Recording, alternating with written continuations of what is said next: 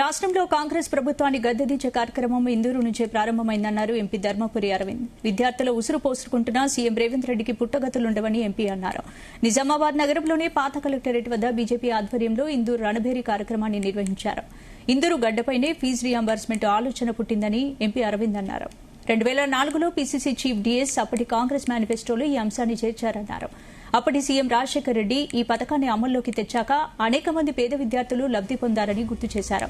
ఈ పథకం పేద విద్యార్థులకు వరంగా మారిందన్నారు.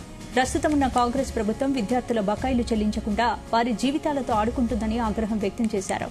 కేసీఆర్ డేంజరస్ అయితే రేవంత్ రెడ్డి డిజాస్టర్ అని ఎంపీ అరవింద్ ఆసక్తికర కామెంట్స్ చేశారు.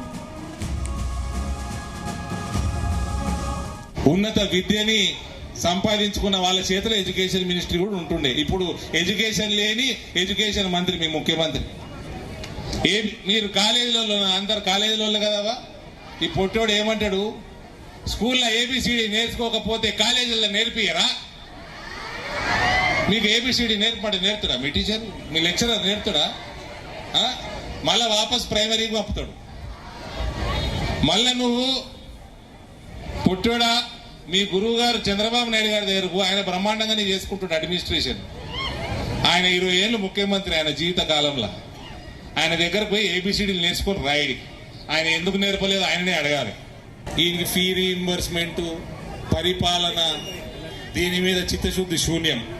ఎందుకంటే నేను రిక్వెస్ట్ చేస్తా ఉన్నా, కాలేజీల యాజమాన్యాలు ఆల్రెడీ స్టేట్మెంట్ ఇచ్చినాయి. ఫీ రీయింబర్స్మెంట్ 12,000 కోట్లు ఇస్తామని అన్నారంట. 12,000 కోట్లు బకాయిలు చెల్లిస్తే 40% కమిషన్ అడిగిందంట ముఖ్యమంత్రి రేవంత్. ఇచ్చేయనయ్యా, ఏం చేస్తాం మరి? ఇది ఎందుకంటే ఈ ఫీ రీయింబర్స్మెంట్ రాకపోతే ఈ తరం ఒక మొత్తం జనరేషన్ కొలాప్స్ అవుతుంది.